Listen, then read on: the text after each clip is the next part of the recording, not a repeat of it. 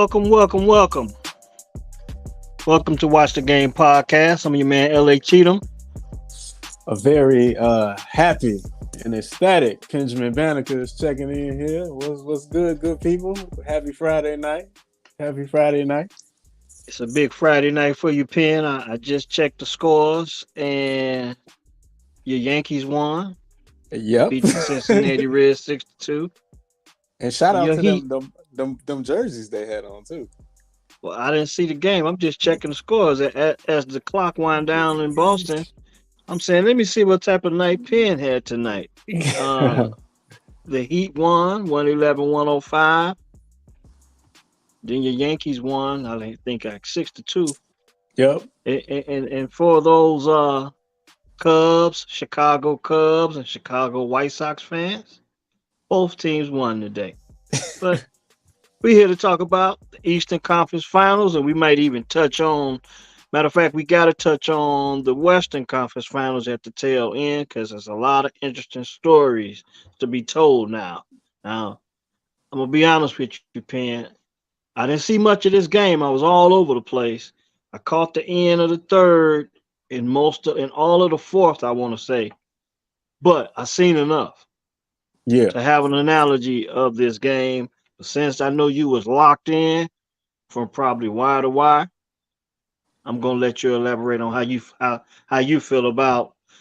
We talked about this, man. You let Jimmy Butler, you let the Heat stick around. Jimmy's gonna take over. And we always talk about teams. We don't see teams getting greedy no more. We don't see teams after they win the first game. Okay, we cool with getting the split. Let's go ahead and get back to the crib and see what we can do there. Miami started this game, and I think they went up 9-2. I text my boy. I said, finally, somebody's out here being greedy. They look real greedy tonight. I think I even posted it on Twitter that they look greedy.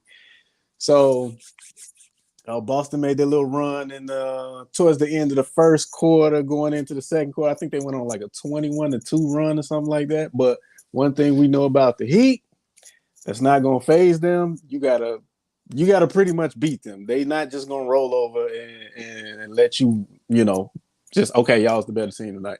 By the time we got to halftime, Heat was up, I want to say like 3 points at halftime after surviving a 21-2 run. When you turned the game on, this is probably when I was losing my mind off of that high pick and roll, and the Heat they was just playing this weak zone, this weak 2-3 zone. And Williams, what's his first name? I can't remember his name. Number 44. He's just rolling to the basket, easy bucket after easy bucket after easy bucket. So at this point, I'm thinking, Spo gonna have to do something about this. He gonna have to talk to Pat Riley or something on the flight back or something, because we're gonna have to get some strategy to combat this come game 3. And then you're talking about Robert Williams. Yeah, Robert Williams, yeah. And then Grant Williams, he let a lightning bolt go through him after he hit that 3, and he barked up the wrong tree, and that was pretty much the game after that, because Jimmy was pretty mid after that point. I think Jimmy was like 7 out of 16. He was putting his imprint on the game, but not like we've seen playoff Jimmy do. That woke Jimmy up. And that just really started the tidal wave right there. And when the Heat got down by 6, I also tweeted this and put this on Facebook. The Heat come back and we win this game. I think that'll psychologically break Boston. Not just for this series. You might be looking at some changes on the roster after this. So that was my takeaway. Tua up 2-0. I hope this thing don't go back to TD Garden. I hope that's the last game in Boston this year. I feel you, and how fitting for you to say they might be due for some changes to come soon in Boston. I know Jaylen Brown, is he up for contract this year? He gotta be close. Yeah, so that might be one thing, but this is a pivotal moment in this series. Down 2-0 for the Boston Celtics. If you've been watching the post game, I know you said you watched a little bit of the post game. They pointed out that Boston has been playing pretty well on the road. They're 4-2 on the road in these playoffs.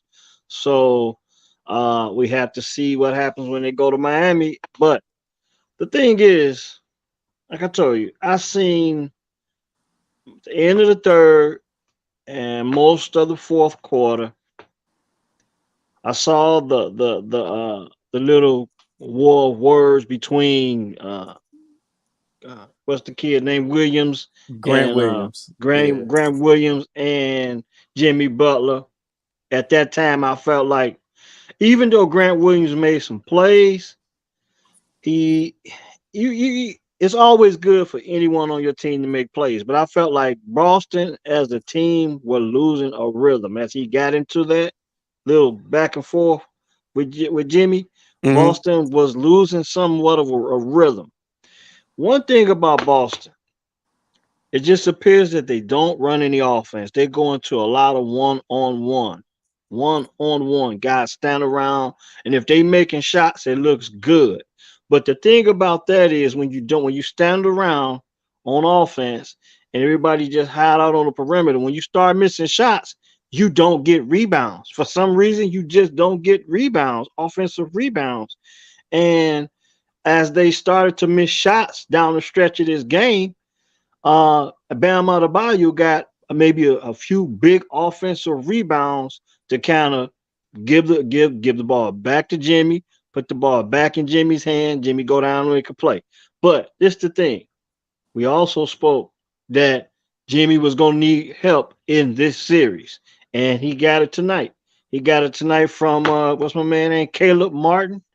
Oh yeah, Caleb Caleb off the bench, 25 big points. 25 off the bench, and then your boy Gabe Vincent stepped up at the end of the game and hit a big shot when they were probably keying in on Jimmy, backed off on him a little bit. He stepped up and hit a 15-footer and just closed it out at the end. This is a dangerous team. Dangerous team. When we talk about the Lakers and we talk about the Heat, we're talking about two teams with two legitimate superstars. Three, when you add Anthony Davis. Mm-hmm. Dangerous at this time of the year. But the thing is, Jimmy is stepping up. And when you look at the Lakers series, you need LeBron and AD to step up even more. Because I believe AD had a good game in game one, but Right. game two, he was a little suspect. He wasn't getting back on D. But to get back to tonight's game, Boston is probably, I don't know if they're going to be patient with the head coach, but he his he doesn't use this. It seems like his clock management is bad. His in-game adjustments are bad. And it just seems like they don't get into anything offensively. They stand around and they stand around and pop the ball around the perimeter and take shots. Now, when you making them, that's fine. But in my opinion, when Boston is playing its best basketball, as far as in this series, it was when Smart was running that offense. When Y- Smart was running that offense, they got some good out quite often. Yeah, I think Smart was a little banged up because I saw him with that black calf thing. I ain't catching nothing, report or anything before the game, but I saw him have that calf sleeve on, and I saw him massaging his calf a lot. They decided to put the ball in Jason Tatum's hands, I guess. And it seemed more in response to the criticism of game one. Hey, Yep. Jason Tatum ain't scoring in the fourth quarter. He ain't taking no shots. So let's put the ball in his hands and let him create. And he was dialing up that high pick and roll. He was dicing it up, like I said, pick and roll, Robert Williams to the cup. He was orchestrating that. But outside of that, do the Celtics run sets? Do they have play all that ISO basketball that Jalen and Jason Tatum play in the regular season? Yes, that's going to work because they're more talented than probably who they playing on a nightly basis. That's probably why they had the second best record in the league.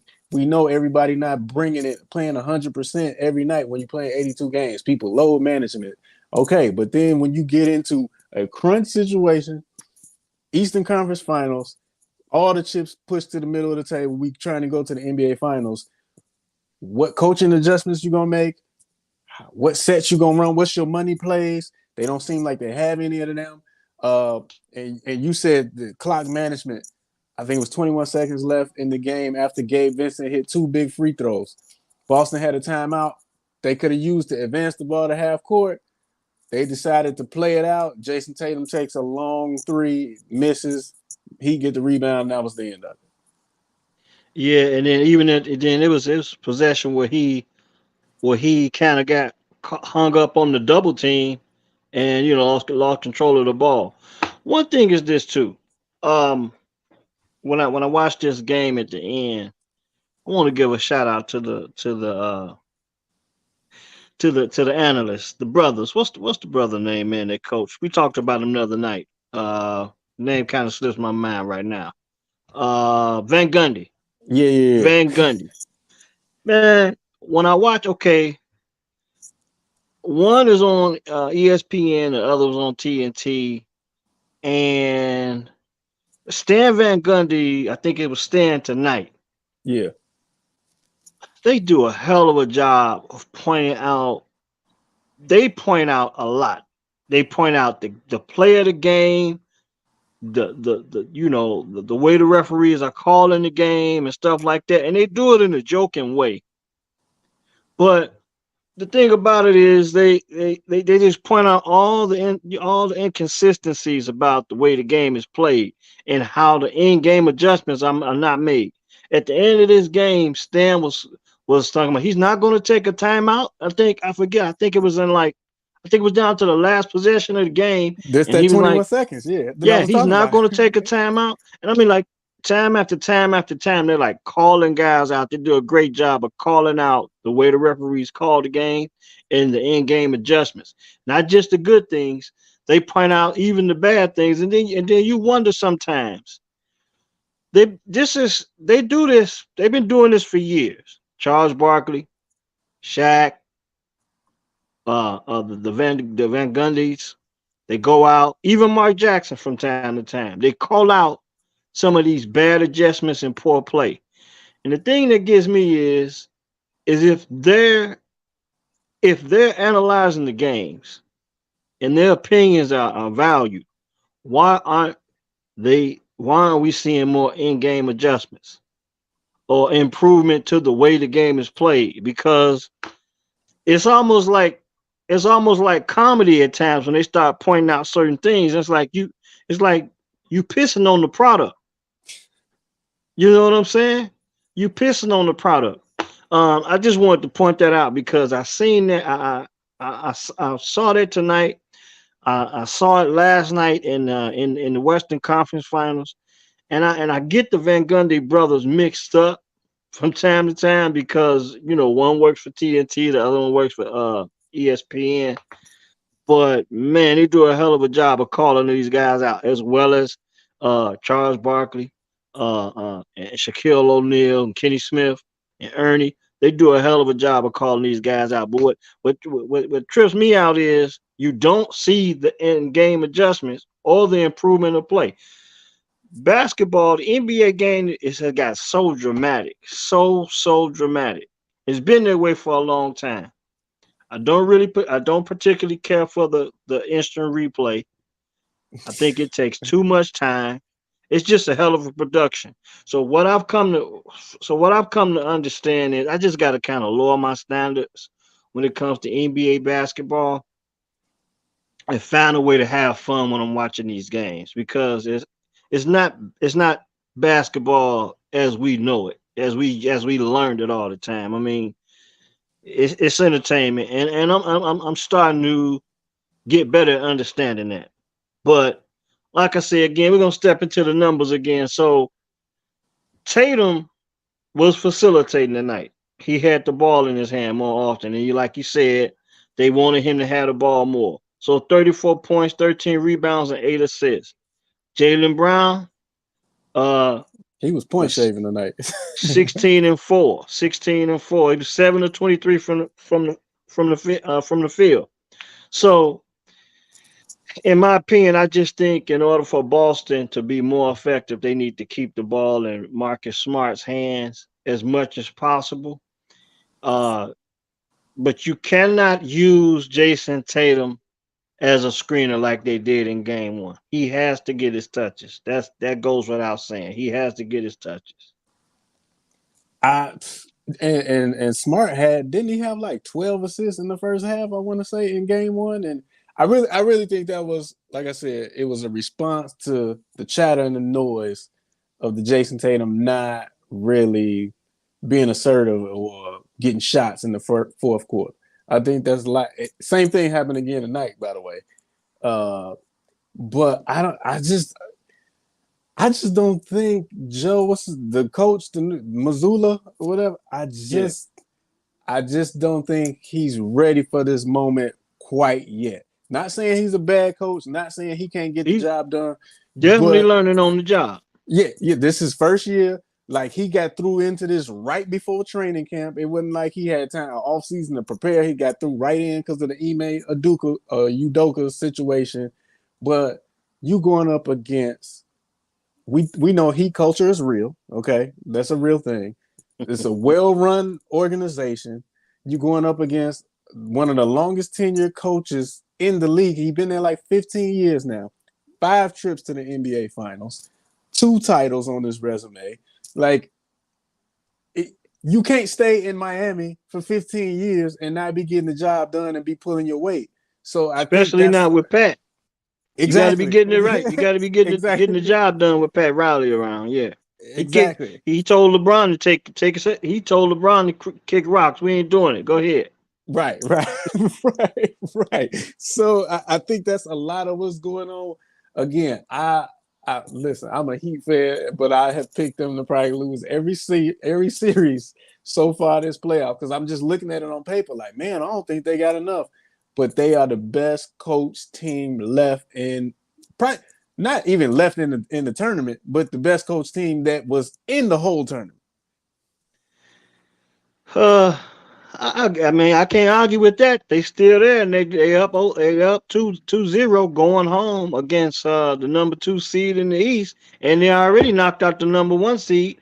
I can't argue with you there. But I mean, give it that Milwaukee was a little banged up, but going into Boston ain't easy. I think it's a lot tougher to win in Boston Oh than it yeah, is to win in Milwaukee because of the tradition and the crowd and expectations of the franchise. I can't argue with you there. I mean, I got to be honest with you. I can't argue with you there. yeah. And hey, it's gonna be interesting to see what happens. And I just see Bam out of bio coming to talk to the TNT guys right now on the screen. This dude misses so many and ones, and he makes me pull my hair out, man. This dude, like, I've been highly critical of Bam. I know he had what he had tonight, 22, 17, and 9, almost a triple double. But I just need more from him. I feel like if I get a little bit more, I would feel a little bit more comfortable going through these games. I would feel like we got a serviceable number 2 option. But man, this guy they When it comes to Bam, let me tell you his problem. It's not Bam. 22, 17, and 9. 22 points, 17 rebounds, and 9 assists. Okay. The guy's only 6'9", playing center in the NBA. I pointed this out weeks ago. He's he's playing kind of sort of out of position, and he does not have a legitimate backup. Cody Zeller is the problem because listen to me, when Cody Zeller comes in the game, I think that's who it. Yeah, Cody Yeah, Zeller, the Zeller boys from Indiana. He's from Washington, down in Indiana, but he is the problem. He's not giving them enough. He's not giving them enough.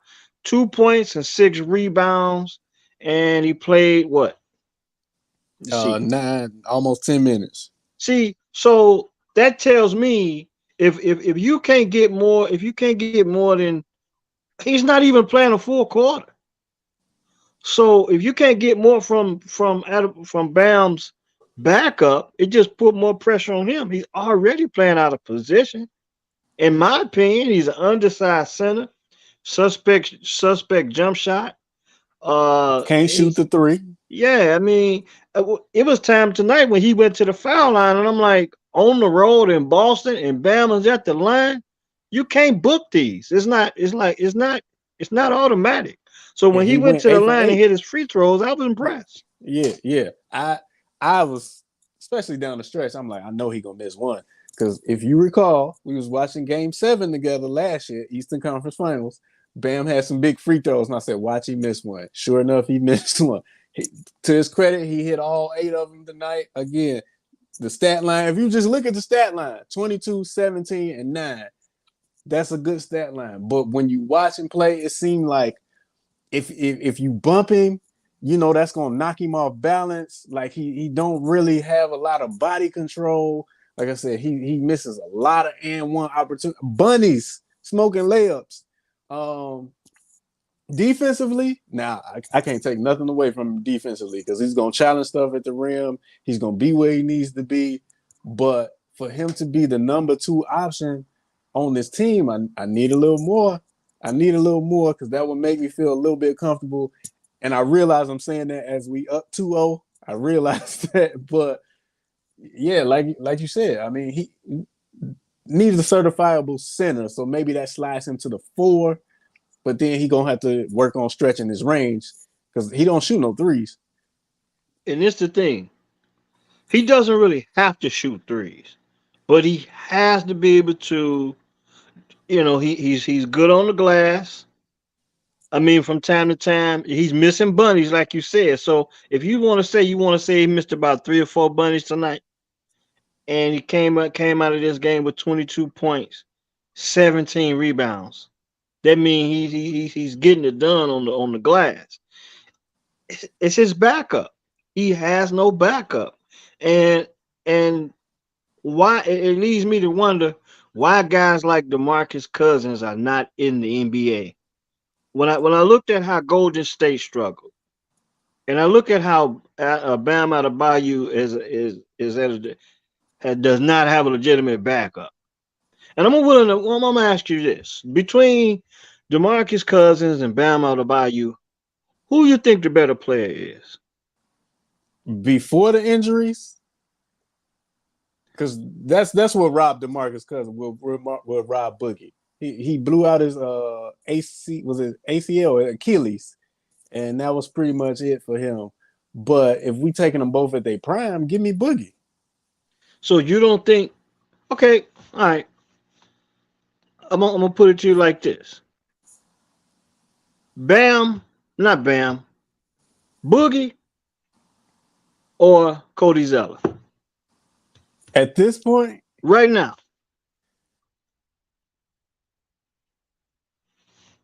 he play in 2 years, so Isn't he? I got Isn't he and playing in China?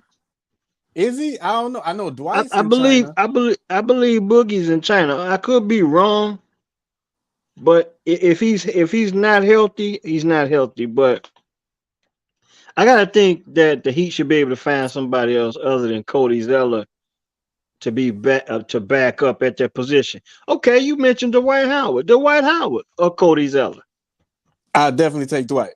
Definitely take Dwight. and then remember the kid they had years ago, the 7 footer they had years ago that kind of grew on us, and he ended up going to Whiteside. Port Whiteside. I think he's out of the country.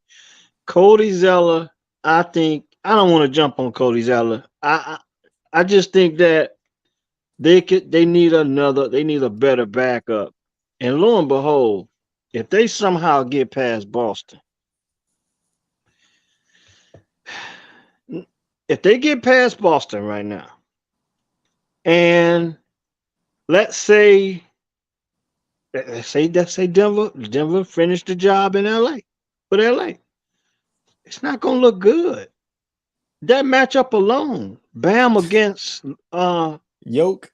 Jokic, it's not gonna look good. I mean, I don't know if Jimmy's good enough to will them in that series if that's what happens. And when you talk about that, the script, the battle for 18, it ain't looking too good right now. Lakers down 2-0, Celtics down 2-0. But what we said though, and it's just kind of switching gears. We said if Denver gonna get to the finals, they had to win that game too. Because we said Yeah. Bron had too much playoff experience to get a split and think you're gonna knock him off. So Denver did what they're supposed to do. I still think that's coming back 2-2 when they get back to Denver for game 5. So we gonna have to see. But again, I picked Miami to not overcome the odds in every series. So if they go ahead and get these 2 last wins and go to the finals, yes, they're gonna be the underdog, and I'm like, man, I don't see how they can do this. But they keep showing me time and time again they can do it. Yeah. It's gonna be interesting. Like I said, we can't leave tonight without talking about that Western Conference Finals. We haven't had a chance to talk about game two in the Western Conference Finals. Um, the Lakers pretty much had that game for three and a half. Yeah, 3.5 quarters, and then huh, Jamal Murray, Jamal Murray happened. 23 Man, in the fourth. another thing too in game one, and we were very critical of Aaron Gordon's ability to bring the ball up court and initiate offense. And I felt like they needed to make an adjustment and get somebody else to do that. And they found the answer. And the answer was Bruce, what's his name? Bruce Bruce Brown. Brown, yeah. Bruce Brown came off the bench. He had 12 points, 5 rebounds, and 3 assists. Great. He coming off the bench giving them 3 points, great. But in my opinion, his biggest asset in that game was the ability to bring the ball up the court in the third and fourth quarter to allow Jamal Murray to get off screens, catch and go downhill, catch and shoot. Or he didn't have the responsibility to bringing the ball up court, and they were able to get into their offenses more efficiently than they were with Aaron Gordon running the point. Now you we texted and you was like they got Reggie Brown. They put Reggie Brown on the floor for Reggie like Jackson, maybe yeah. Reggie Jackson. They put him on the floor for like 2 minutes and he caught the ball in the corner and got trapped in the corner. I think it was on the left side of the floor, and then they pulled him out right away. And Yeah. then they put Brown in. Brown went to get he went out, he got the job done. So a buddy of mine told me, he said when you talk watching these NBA finals, it's game to game adjustments. And I started to pay a little bit more attention to that. Yes, it is game to game adjustments. Because that's one adjustment that I see Mike Malone did make, regards to if it was after game one or during game two. He figured out, I don't know if it's by design, but he figured out a way to let Murray play off the ball and be more of a scorer. And I think he put up like 23 in the fourth quarter last night against the Lakers. Another thing that they're being very very critical about Anthony Davis getting beat down the floor, playing in the mile high. I mean, I think that has something to do. I think that Yeah. has something to do with that. Even when you talk about LeBron looking a little winded at the end of that game, and LeBron took some suspect threes. I mean, three. I think it was 3 straight possessions. He came down and just jacked up a three, and I think it was more so LeBron being tired than anything else. Tired and I would say stubborn too. He got his he trying to prove, hey, I can shoot this three. I can shoot this three. Well, I heard a stat. I think he was over 7 yesterday, and he's missed his last 17 threes. Now, Yeah, well, and here's where again coaching. If you can recall back to when Brown was in Miami, they made a conscious effort, him and D Wade both. Okay, we got Ray Allen, we got Rashard Lewis, we got Shane Battier, we got Mike Miller, we got all these guys that can shoot threes. We're gonna leave the threes alone, and we're gonna attack the paint. We're gonna make the defense collapse and kick it out.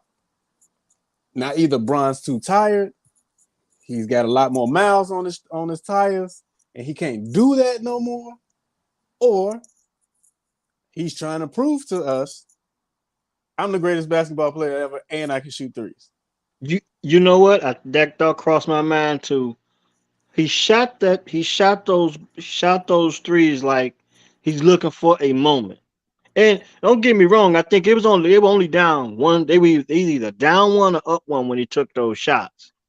And to the typical fan, they just look like bad shots. To most coaches, they look like bad shots.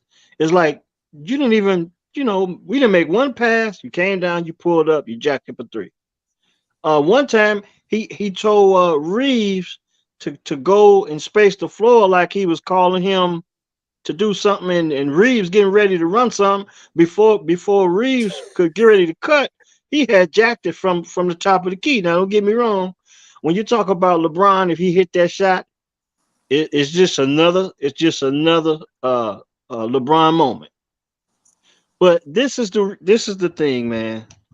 When it comes to LeBron, I try and separate LeBron from all the GOAT talk because that's what's driving these playoffs is the fact that we got the Lakers and the Celtics still alive, and then you got the all-time leading scorer in the history of the league, and still playing in the game, still playing for a championship. But all I can think about is it's too many moments. They put LeBron in a tough situation, and he's chasing this goal thing, and I think it gets to him from time to time. And I just don't remember Mike having this many questionable moments in his career. I mean, it always comes back to Hunt LeBron. Whenever his team loses, it doesn't look good.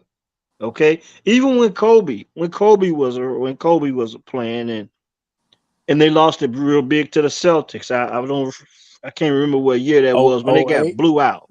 oh eight. They get blew out, and I'm like, see, this is why they need to cut out all the Michael comparison. This was way before they even talked about LeBron being compared to Mike.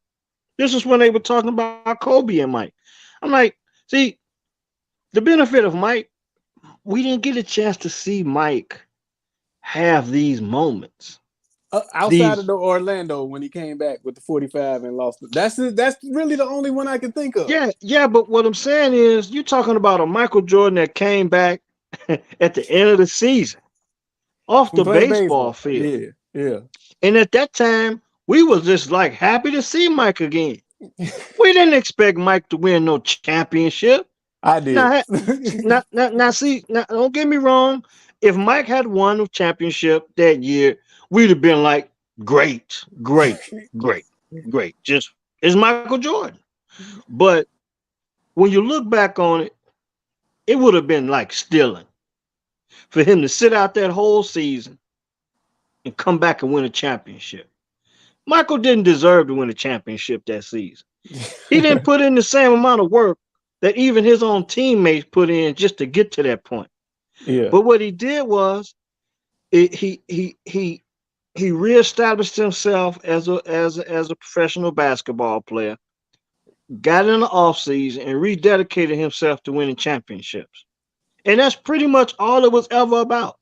And then when you talk about Mike at that time, there was a little bit of rumblings of him being compared, whether or not he was the greatest player compared to Wilt and all this stuff like that. But Mike, it just seemed like Mike just played too straight up win.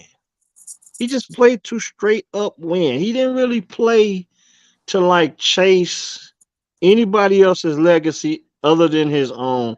And to be fair to LeBron, I just think he feels the pressure of being the best player of all time. And when he has these moments, it just takes away from some of the great things he's done in his career.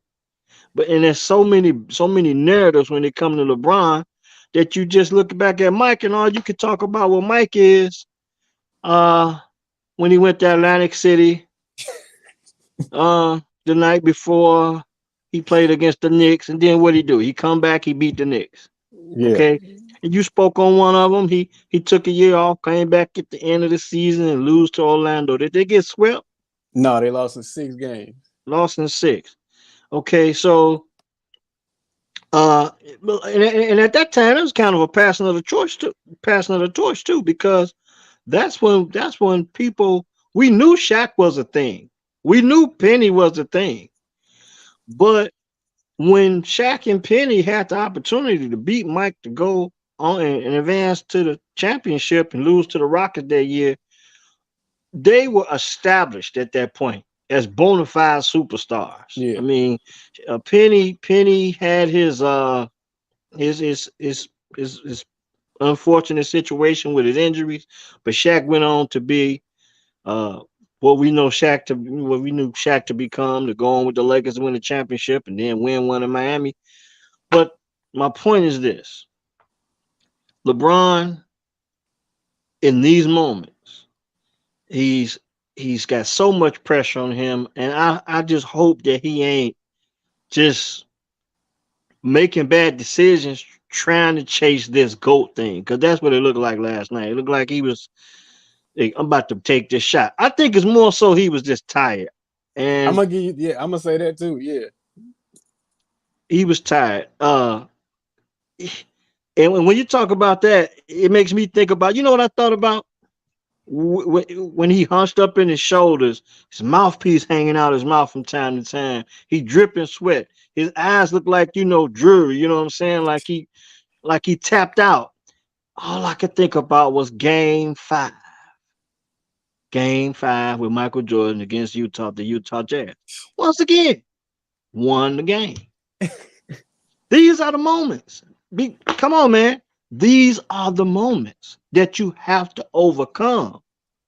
How many times did Mike go out and had the flu? This was before he won championships. He was sick quite a few times against the Knicks and the Pistons, and went out there. Some of them games he lost, but you never got the impression that he was playing for anything other than to win. To win. Yeah. To win. That's And it. and with LeBron, it's like you cannot tell me that he was not tired. And I can even question if it was some spat going on within the bench or something, like the hell what they talking about. Whatever they talking about ain't working. I'm jacking this shot up. I got that impression too. You know what I'm saying? And when you take those shots in those moments, you have to make them. That's how you shut everybody up. But he can't again. Missed his last 17. Missed his last 17 threes again. And remember, did you see the dunk he missed? Well, he didn't miss the dunk. He just flat out lost it. He smoked like 3 layups last night. Bad. I think that's fatigue. Well, I'm gonna give you the fatigue thing on the layups. I think the dunk was more so just the ball slipped out his hand. I know you've seen the meme at some point in time throughout the day. Michael did it too. Oh Michael yeah, had that versus the moment Knicks. too, but he won the game. He had it against the Lakers too. I don't know if it was. I don't know if it was a championship series or a regular season game, but Michael had that moment too against the Lakers. Oh, when But he lost it out of bounds. Yeah, yeah, yeah, when he lost yeah. out of bounds, but he had 40. He had 40 that night, and he won the game. Another moment where he just overcame. He overcame those moments. I mean, it's just Mike. It's like you said, playing to win. And I get LeBron came up in a different era where the highlight was more glamorized and stuff, and this is what gets you notarized. He's been on Sports Illustrated since he was 17 years old. I get it, I understand, but you just can. In my eyes, it's nothing he can do to catch that stature or that. So just go out and play. He Just go out and just play. have to live in his own legacy. Yeah, just go out When, and play. when this game, when he's done playing this game, I think we all will appreciate LeBron for what he's accomplished. Uh, Michael Jordan has his place in history. So does LeBron. Um, you can't compare the eras because there's so many rule changes, so many different ways of how to even play the game. Because, for instance, I thought about it. Two things reason why you can't compare the eras because of the way that the centers are played on offense and defense. What I mean by that is when you got more centers playing more stretch five and stretch fours and stretch fives, the paint is wide open. Mm-hmm. So this is what allows the little guys to get to the rim and score. It's little guys scoring more buckets at the basket than big guys. I mean Because they because the out there big stretching the floor. yeah because they out there stretching the floor, settling for the three or sometimes the 15-footer, 18-footer, what have you. But it's just you cannot compare when one guy can get to the rim uncontested if he just beat one guy, and then you can't compare that guy to the same guy that has a post player that's sitting down there in the post that has help defense already waiting on him, like when the guard is approaching the basket. Isaiah Thomas. He has the cuts and the bruises and the scrapes and got the stitches for doing so. Going down to the no man's land for a little guy and getting I think he caught an elbow from Karl Malone, caught an elbow from Bill Cartwright. He has the war wounds to show for don't stay your ass out of here. Okay. So today's guard doesn't have to deal with that. Neither does the small forward or the shooting guard. They don't have to deal with that. So you really can't compare those. You can't compare these eras. It's two different games. It's the Steph Curry era. Yeah, That's all I yeah, got to say. yeah. And Uh, if you watch these, these old games on YouTube, if you ever go back, just look how close they play to the paint. It's like yeah, they didn't stretch it's the really floor. it's really jarring that they played that close to the paint, and somebody like Michael Jordan will average 30 for his career, getting Even buckets. not even like you think about a guy like even Dominique Wilkins. Dominique Wilkins can shoot the 15, the 16, 18-footer, get his rebound and dunk it Yeah, against that same pack. More, was more guys in the lane. And I think a lot of it because guys, okay, either you didn't box out Dominique, and once you don't box out the shooter, and the other guys down around the flank, they sealing guys out. They ain't going for the ball. Well, who the hell do you think you gonna get the ball? The guy that's got the free range, the free run to the ball. So it was more about boxing out, sealing off, stuff like that. But like you say again, they did play a little bit more close to the basket. They played under the arc. Well, yeah, the spaces, you only had maybe one space on each team. You didn't have 4 or 5 spaces on every team. So it's just a different era.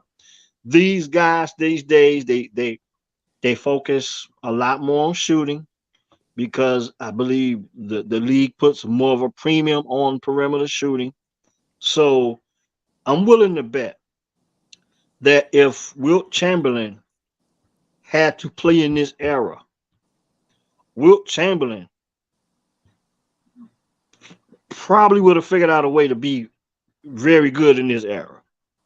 He was never really a great free throw shooter, so I can't say he would have been a great 3-point shooter. Okay. But when you talk about guys like uh Michael Jordan, Isaiah Thomas, guys that had decent shots, but they didn't shoot as many threes. You put them in the lab, all they're gonna do is they're gonna get up so many threes a day before a game, they can give you the same thing. I can't question Isaiah. I can't question Mike. They still greats. They just played in a different era. Well, the yeah. coaches in the game asked them to do something different. Michael's team didn't ask him to facilitate. Do you That remember was when Scotty's job. Yeah. Do you remember when Michael Jordan was played point guard for 1 year for the Bulls Is this the? in the mid 80s? I forget what year it was, but Didn't Michael he Jordan average like averaged eight assists or he something? averaged he was the top in assists. So Yeah, it's not the fact they couldn't do it, it's what they did to win. yeah, LeBron James does what he does best to win. Okay. And so when you say we want to play off LeBron's court vision, you have to put the guys around him that's gonna make shots. Because coming in, LeBron wasn't a great shooter. He was an athletic playmaker. He got better at shooting, but we done ramble. So I'm gonna bring it back in because I done ramble. You done got me fired up. I'm gonna bring it back in. We're gonna focus on game 3, both in Los Angeles tomorrow night, and then game 3, getting ready going to Miami with Boston, Miami, and then Denver going to Los Angeles. Denver up 2-0. Yep. Believe it or not, it's a must game win for them again. They cannot. They Oh, cannot. They don't have the playoff experience to get. I just don't think Denver have the playoff experience. Game 2, game 2.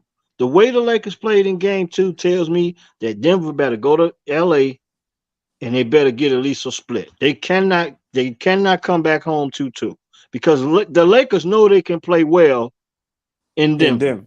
Yeah. Game 2 showed that. Once again, LeBron's on the floor. Can't bet against LeBron. I'm not gonna do it. And that's why I think it's coming back 2-2. I can't see Denver getting one of these games at all. I can't. I it's like I can't see Patrick Mahomes losing 2 out of 3 Super Bowls. Right? Remember we had that conversation. I just can't see them getting any of these games. I feel like it's going to be a favorable whistle for the Lakers. Yeah. We gonna get. We just had a bad AD game, so we know we're gonna get at least one of them, and we still haven't had a great LeBron game yet. So if you put both of them together, that give me 2 wins right there. And then coming back now. Now you talk about the Lakers. We know about LeBron. We know about AD. Uh, we need someone else. Reeves. Out of that starting five, they just added Vanderbilt to the starting five. But the one guy that played well in these playoffs, and I think he needs to show up again, is the guy. What's this kid's name, man? Not Lonnie Walker. Lonnie Walker. Lonnie Walker. This. You need one of them guys to come on and step up. Archie Miller played well last night. 21 points off the bench. He missed some shots down the stretch, and then he has a couple turnovers, a big offensive foul down the stretch of that game. But Archie Murray continue to play well. Lonnie Walker, I believe that's going to be the key to the Lakers winning. They got to get two. They got to get 2 guys off that bench to contribute. And I'm saying Lonnie Walker and with Schroeder too. Schroeder as well. Schroeder he can play much better. He only played 4. He only had 4 points, 6 rebounds, and no assists in game 2. He can play much better. Lonnie Walker proving that he can play much better. Achimura, hell of a game too. Those guys they need to get more from those 3 guys off the bench. And that's what's dangerous when you talk about the Lakers. Because we know LeBron coming. I think we for the most part, as long as AD stay healthy, he's going to play a big factor in the game. Here's the question. I don't think the Lakers are good enough to beat Denver 4 straight times. I don't think Denver is bad enough to let that happen. So you get to 2-2. Then we talking about can the Lakers win this thing in 6? Because the way I see this going, I see the Lakers they will have to win Game 7. They will have to win Game 7 in Denver. Yeah, the way it's looking, they're gonna have they got to win at least one game. Yeah, in Denver anyway. The way the series is set up, and they haven't done it yet, and they down 0-2, so they got to win. Shit, 2 now. Exactly. You got to win at least what is they down 0-2? So yeah, they got to win at least one game in Denver. Either 5 or 7. This is why I think that it's a must win again for Denver because you go down 3-0. That's a You tall putting task. some serious. You got LeBron.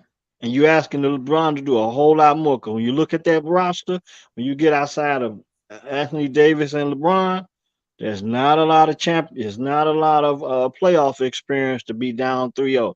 Now, when you think about that, just 2020 in the bubble, who's still on that team from that 2020 roster? Is it just AD and AD, LeBron AD and and LeBron? LeBron. Yeah, That's it. So they ain't even it's a got the same coach. yeah, it's a tall task if they go down 3-0 because you put more pressure on the other guys than matter of fact, 3-1. more pressure. Yeah, there's more pressure on the other guys to perform, and either LeBron's got to do that much more and pull them over the hump. Yeah, Um, I don't think Game 3 is a must win for Denver, but if they get a I do. split, if they just need to get a split. Yeah, If they I get a do. split, they're in good shape. I think Game 3 is a must win for Denver simply because the same reason why the Lakers cannot afford to go down 3-0 is because the lack of you go up and down Denver's roster. The lack of playoff experience is there. Right. So they got to play with house money throughout. They cannot play with any doubt in mind. Game 3 is a must win for Denver for that reason alone, in my opinion. They have to win game 3 to continue to play with house money. LeBron, LeBron, LeBron, the whistles, the whistles, the whistles. He definitely gonna It's get them. yeah, because right now I believe the NBA would love to see LA and Boston. And if you go put the Stephen A stamp on it, Stephen LA A and wants to Miami. see LA and Miami. So most definitely, I think the NBA want to see the battle for 18. So Denver better handle their business. How you gonna touch on Miami? Have you said your mouth full on Miami tonight? As far as Oh, how man, you think they got to go for it to finish off this series? I, I don't. The way Boston is playing, I don't think, and the way Miami is playing, I don't think Boston. What they got 2 games down. Can Boston win 4 out of the next 5? That's a very tall task. Now, when you look at now when you look at the coaching discrepancies, no, I don't see it. Yeah. And I like you said a few days ago, that's where even with Jimmy Butler, I mean Miami got Jimmy Butler, and Jimmy Butler got the experience of going to the bubble championship and stuff like that. And but the advantage for Miami is not only Jimmy Butler, it's also Eric Spoelstra. And I, he's doing his thing. He's doing his thing. I mean, he's getting the most out of his ball players. What else can you ask for? like I said, I think because Boston was close to getting that thing home, and then maybe Miami was down 6 with 5 minutes to go, and the fact they came back and won this thing and the way they did, I think they might have I think they psychologically broke Boston tonight. So we're gonna see. Now I ain't gonna say Boston gonna lay down, No, I don't but think so either. they ain't gonna lay down. But if things start going the wrong way early in that game, that's it. And especially if they lose game 3, I can totally see them letting go of the rope in game 4. Yeah, because Boston, they're sort of like Golden State. And what I mean by that is they rely on their 3 pointer. And but the difference between Boston and Golden State is Golden State runs offense. When times get rough, they can get into something, and Boston doesn't. They rely a lot more on the one on one, and if the shots are not falling, they can clamp down from time to time on defense. But Not they consistent. their defense is motivated by their offense. It's exactly I think it's opposite of what it is with a typical basketball team where your defense can create offense. But Yeah, as long as Boston making shots, I they'll play believe D. they're a better defensive team because they can set. So it's been real, man. We looking forward to tomorrow night with the Lakers in Denver. And I know you still on baby watch over there, so we're gonna Yeah. wrap this up tonight. Boston 111 to 105. Jimmy Butler going back to Miami up 2-0. Up You 2-0, got to and it feel feel good. good. It feel Yeah. real good. Yeah, we got 2-0. Jimmy Butler, I'm a racing fan, so we got Indy 500 qualifying this weekend, so I'll be tuned into that.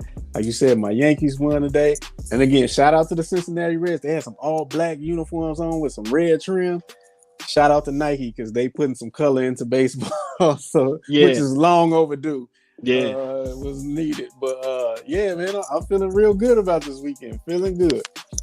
All right, man. We'll get back at it tonight. Tomorrow, maybe we'll see how it go. As long as your man Lincoln don't show up. Yeah, I don't think he's gonna be here tomorrow. Okay. All right. Watch the Game podcast. Thanks for joining us. We get back at you on Game 3. Eastern Conference Finals, Western Conference Finals. We out.